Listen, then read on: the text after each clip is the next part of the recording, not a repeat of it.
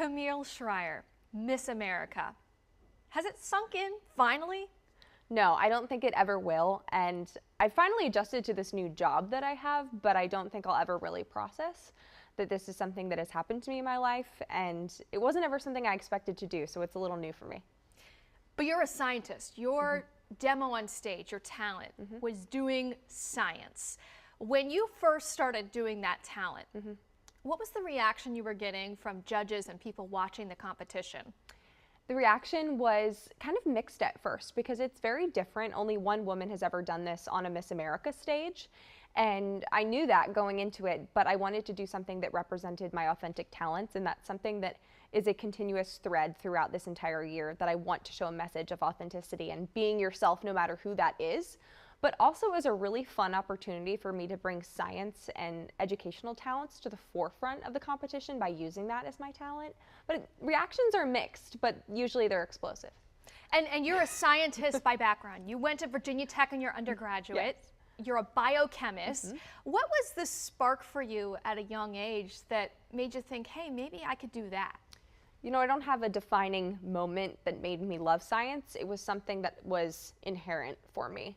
I gravitated toward everything that was natural or chemistry related. I cooked and baked a lot as a kid, and my mom, who is a medical professional, she's a nurse, explained to me how those were based upon biology and chemistry concepts. Yeast was alive, things were changing form as they were baking and you know, melting, that these were all scientific concepts, and I loved those. And I loved, you know, bugs and snakes outside with my dad and fishing, and that was natural sciences and biology, and that was something that continued throughout my life. And so I explored many different scientific career paths as I went through my college and high school education, but I landed on biochemistry and systems biology. Now I'm studying to be a pharmacist.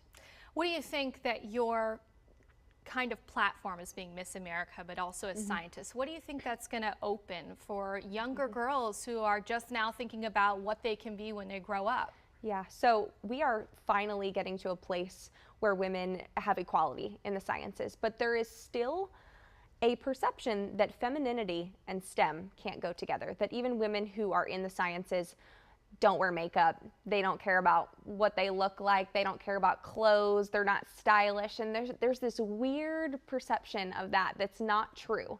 And to make it okay to be a scientist that wears heels, a scientist that wears dresses, a scientist with a crown on, and that I can be both of those things, and that those things are not mutually exclusive.